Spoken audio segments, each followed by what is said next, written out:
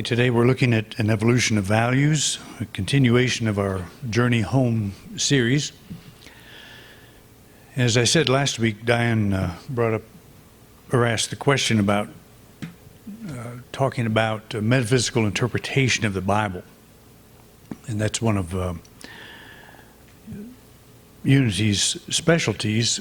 And I want to talk just a little bit, first of all, about what that is, what metaphysical interpretation is. It sounds like a pretty formidable title, but it's really not. It's very simple. But there are a number of ways to look at the Bible, and most of us have been given pretty much one way, and that is a literal interpretation. What you see is what you get, and so we'll take a look at some of the ideas behind that. So there are several kinds of people that handle the Bible. There's the literalist, the guy on top. He's the Bible thumper. He reads the Bible as history. In other words, when Moses and the Israelites encounter the Red Sea and it opens and they cross it, they consider that an historical fact. There are people out looking for Noah's Ark right now. And if anybody could really explain how you could get two of every kind of animal in a wooden boat and sail for 40 days, but people do take those stories literally.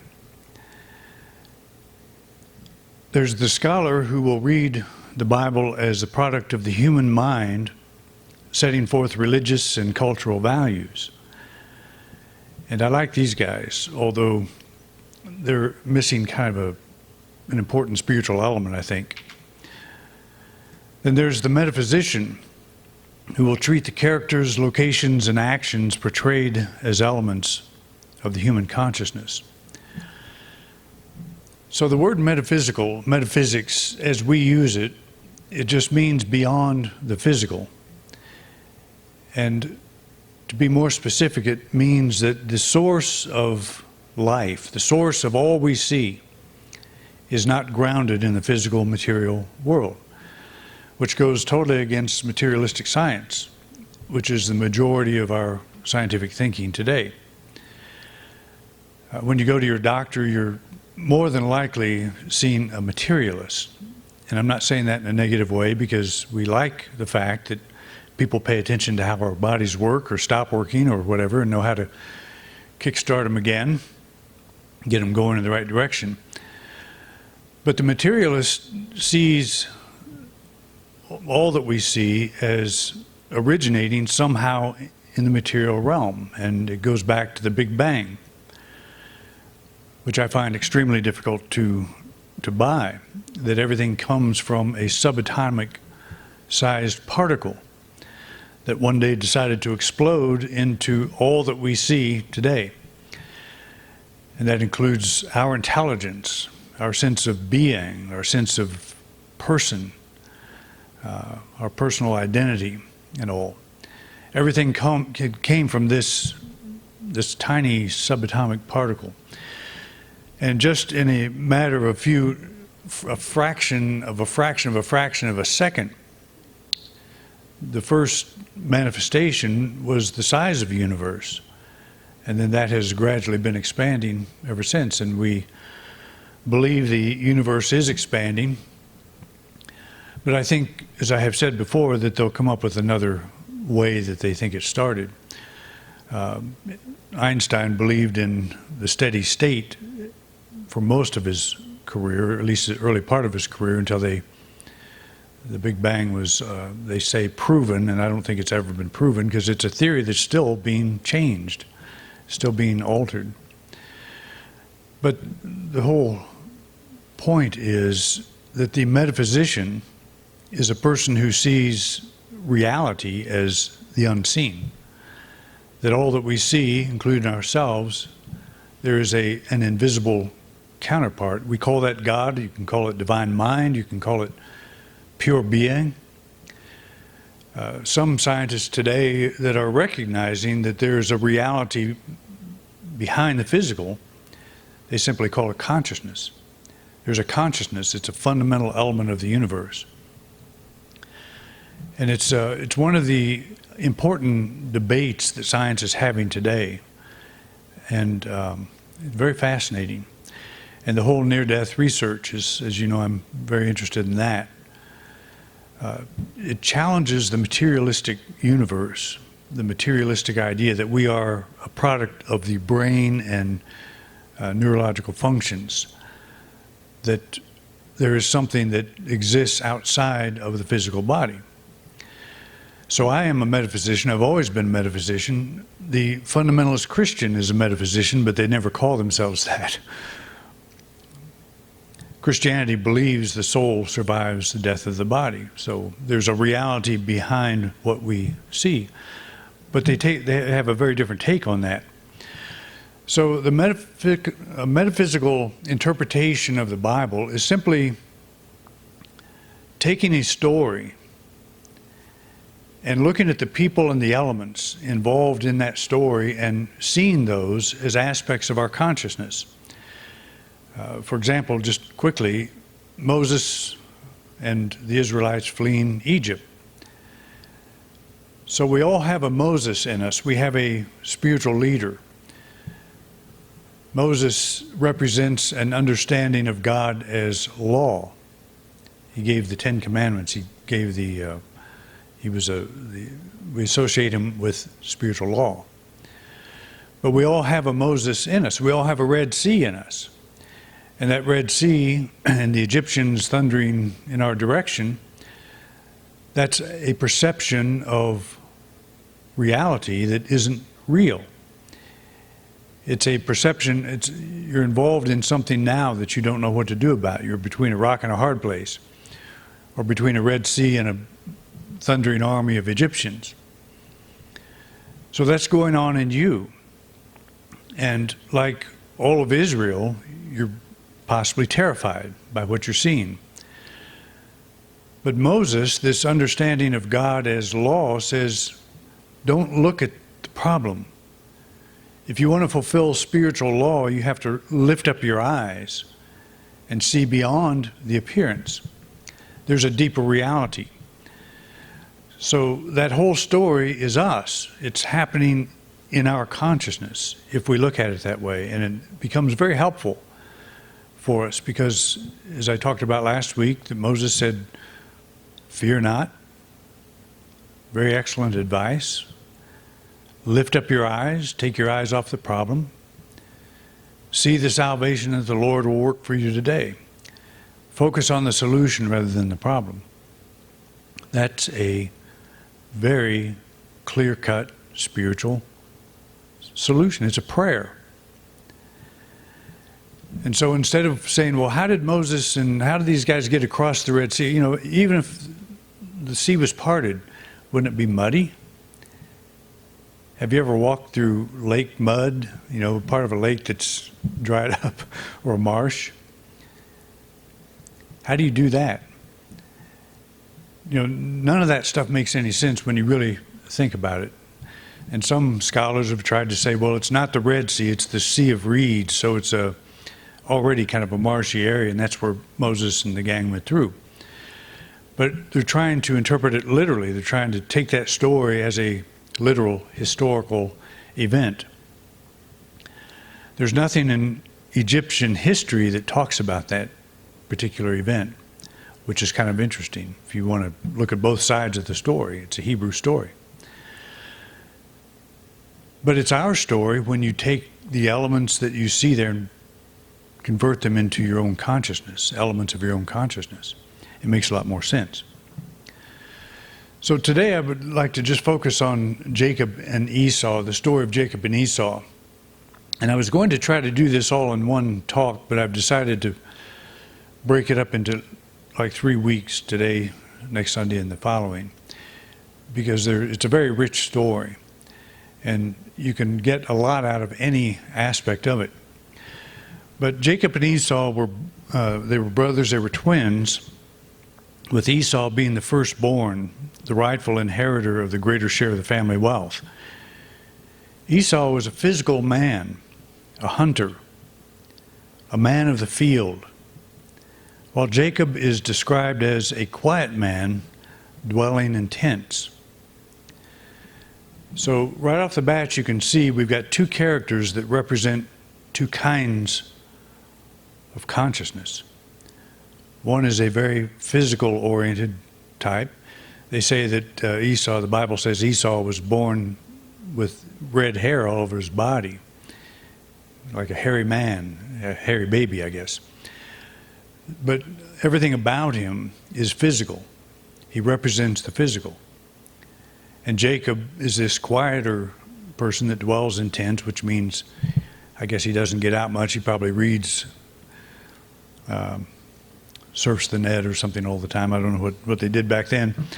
But he was more of an intellectual, that's the inference that you get when you read the story.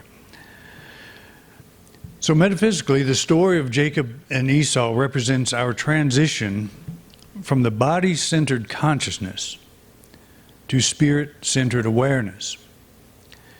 Esau represents the body-based aspect of our identity. Jacob displays the characteristics of the spiritually developing consciousness.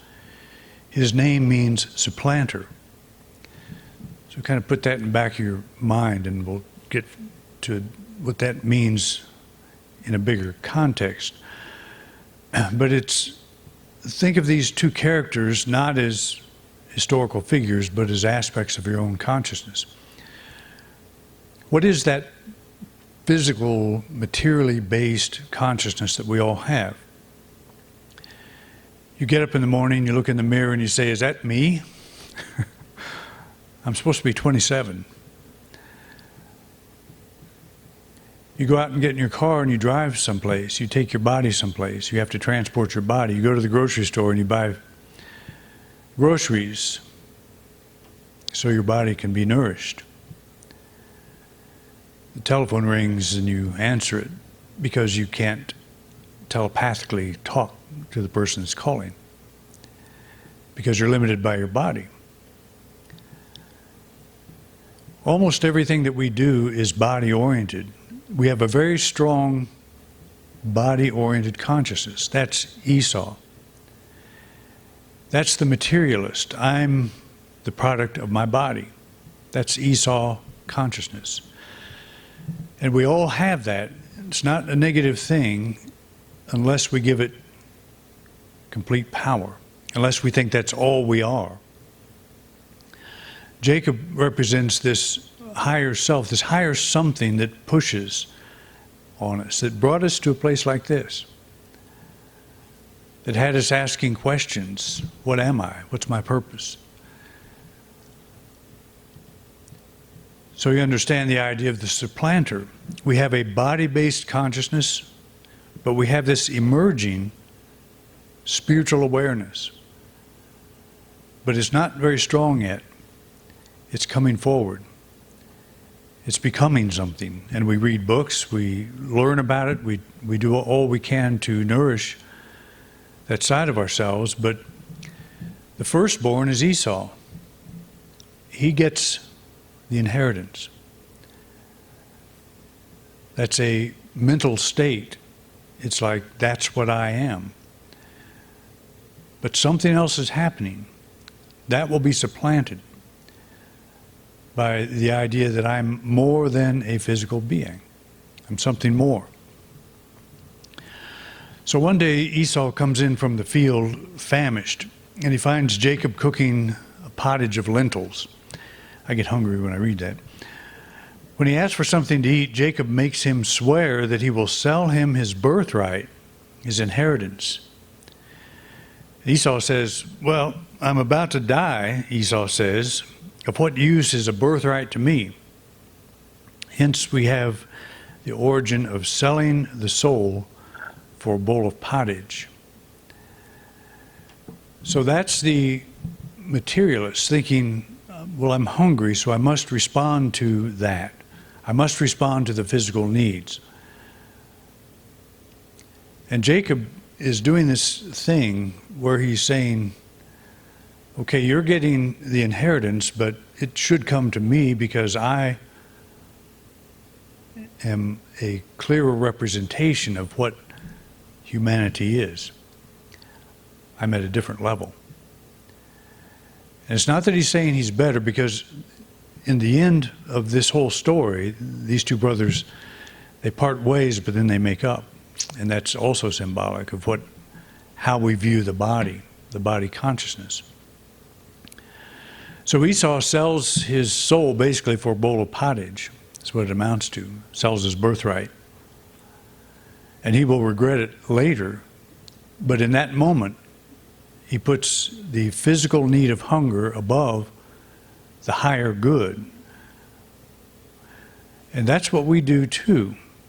When we're faced with a problem, we will often respond in fear. We'll develop anxiety over something.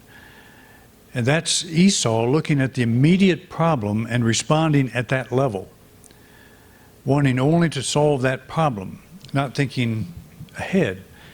Just give me the pottage, just give me the lentils, and my problem will be solved. And so Jacob solved his problem. But it also created a greater problem for Esau. And that is, in essence, Esau would become irrelevant in terms of the inheritance. And the inheritance is how we define ourselves. That's how we think of it. It's like, what am I? Am I a physical being that's just here to respond to the physical needs and the problems that come up, which is a constant thing? Or is there something more to me? That's how we have to think of this whole thing, this story. Esau represents that aspect of our consciousness focused only on appeasing the needs of the body. The birthright is symbolic of our spiritual inheritance, our conscious union with God, our source. Spiritual concerns are of little consequence to this aspect of our thinking. If you know someone that is completely materialistically oriented, that they identify themselves by what they have and by their physical abilities, and just the whole, they're defined by their external world. And that will include all of us. I'm just saying, let's be aware of this, but there are people who are not ready for a spiritual message at all. They're not even close. Because in their mind, the thing is, I need to do this career, I need to do this family, raise this family, live in the right place, go to the right church, make the right amount of money, do all of the things that portray a successful physical aspect. And the spiritual stuff, maybe I'll go to church, but I can sleep for that hour and no big problem, give my tithe and, pay my way. But the spiritual thing is not interesting to them. It's a thing that they do. And I actually know a lot of people that do this, that come from this place. That the spiritual awakening is not yet a way of life. And this is not a judgment. It's a phase we go through. I think all of us go through. And what's interesting about it is we'll go through all of the phases we're talking about here today within an hour, certainly within a day. You can be very materially oriented. You can be shuddering in your boots one moment over something that's going on that seems greater than you are. And maybe you'll pick up an inspirational book or something, and you'll remind yourself that which is in me is greater than that which is in the world. And you'll lose your fear. The spiritual is emerging, but it's not necessarily the knee-jerk reaction. And that's probably where most of us are.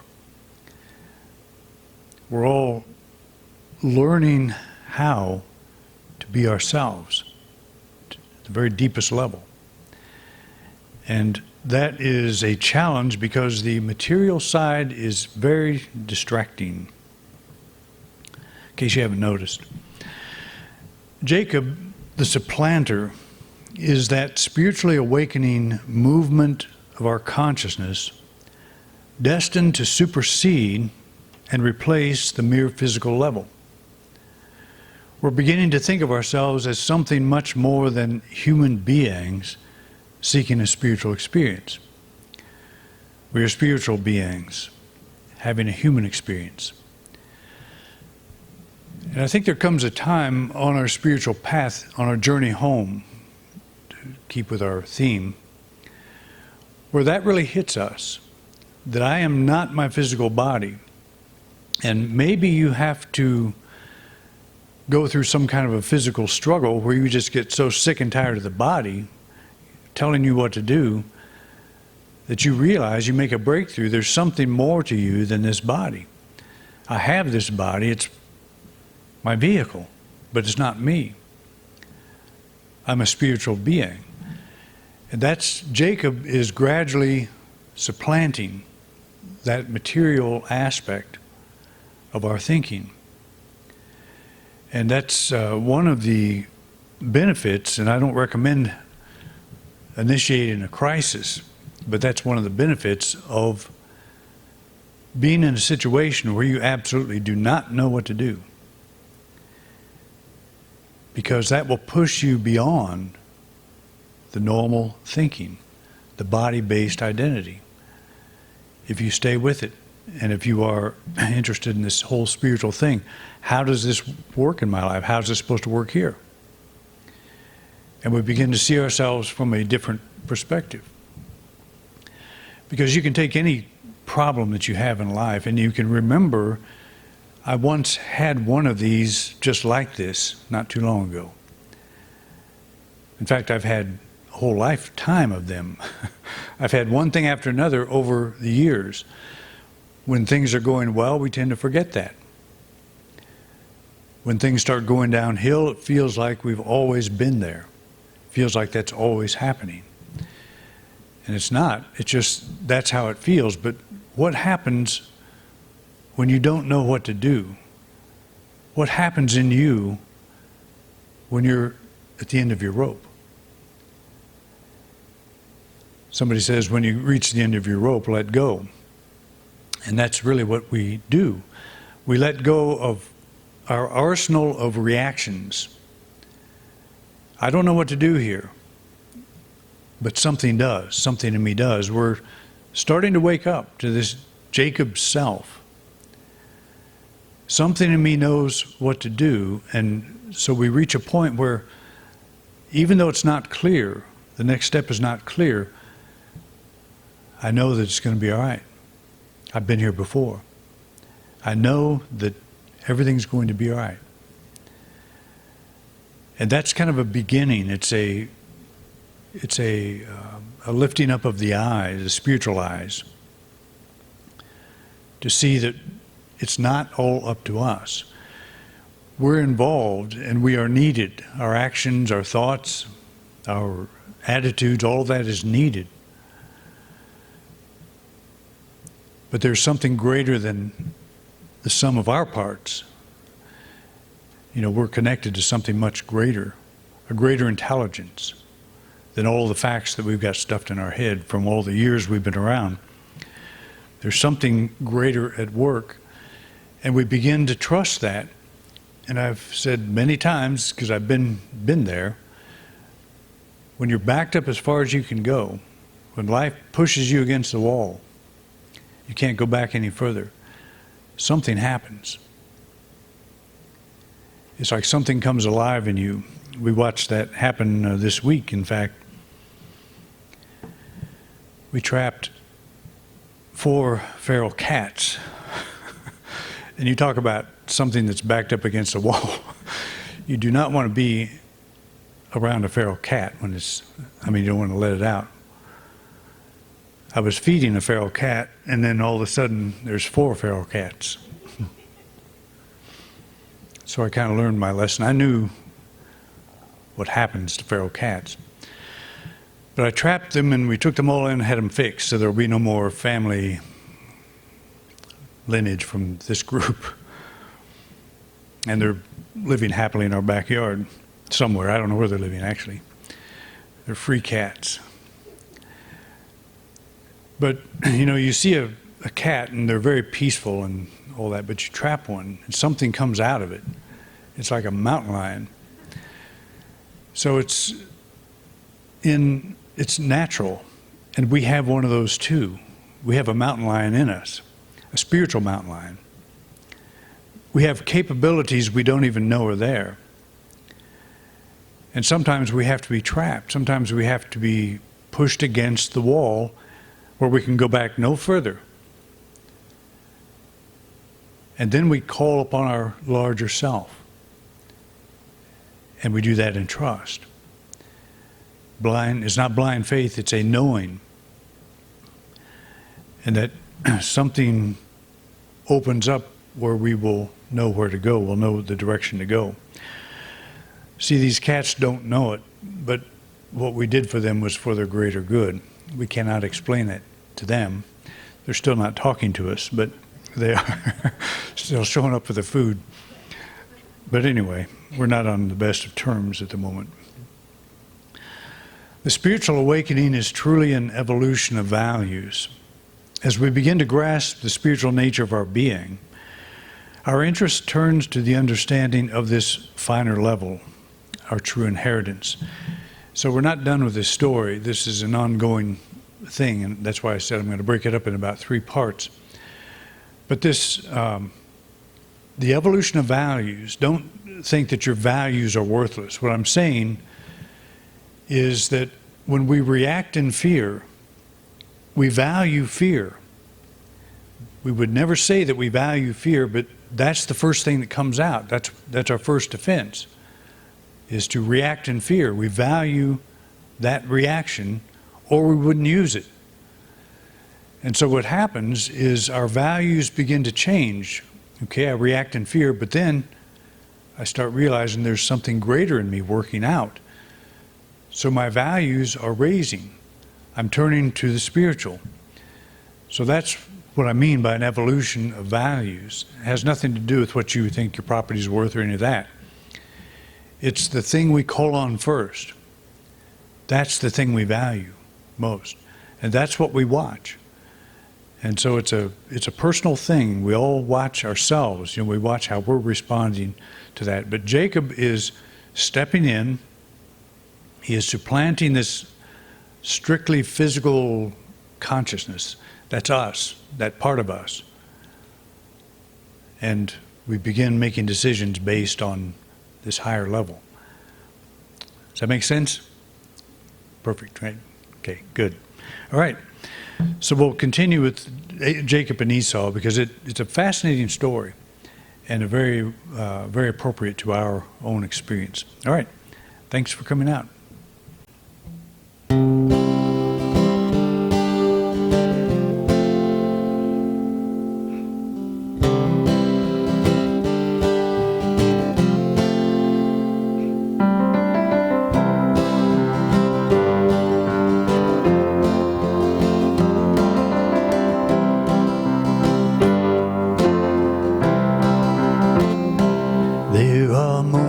When your purpose seems unclear and you're not even sure what you're doing here.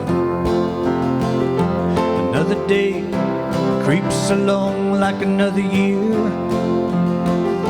Did anybody even see you wipe away that tear?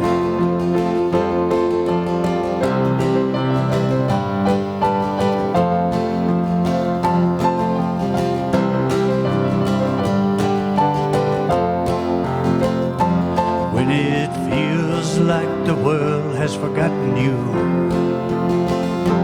Nobody cares what you think, say or do. Open your eyes to the pain that another is going through. Just take them by the hand until their light shines anew. 'Cause like a star you too are a light. Be small, but you know that it's alright. 'Cause even when you're not feeling all that bright, you can still guide a weary traveler through the night. There will be times when you lose your way, and you'll feel like you're going it alone. Just give another the gift of a better day, and you surely will have one of your own.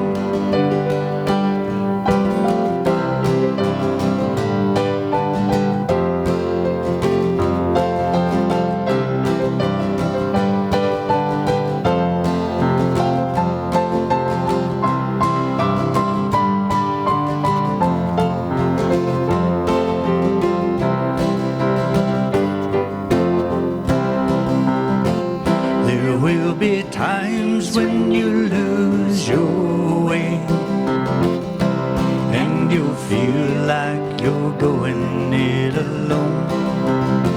Just give another the gift of a better day, and you surely will have one of your own.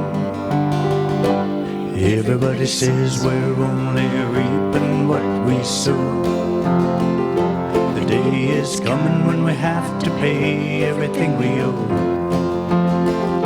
So why not sow a little bit of love and let it grow? You touch another heart in a beautiful way you'll never know. 'Twas like a star, you too are a light. Maybe small, but you know that it's alright. Even when you're not feeling all that bright, you can still guide a weary traveler through the night. Like a star, you too are a light. You are a light. You may be small, but you know that it's alright.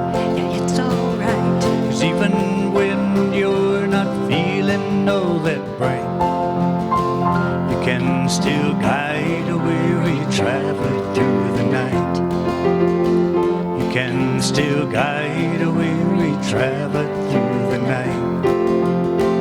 You can still guide a weary traveler through the night.